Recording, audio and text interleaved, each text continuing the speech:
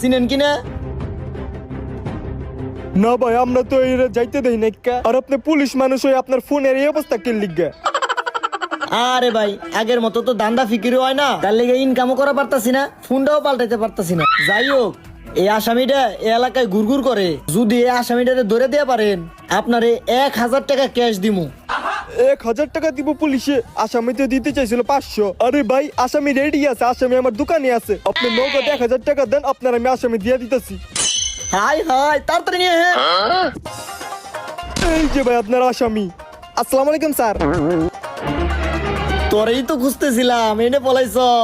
Thank you ভাই, এই যে আপনার 1000 টাকা। ধন্যবাদ। নেক্সট কোন আসামি পাইলে ভাই আমারে জানায়, আমি ধইরা দিমুনে।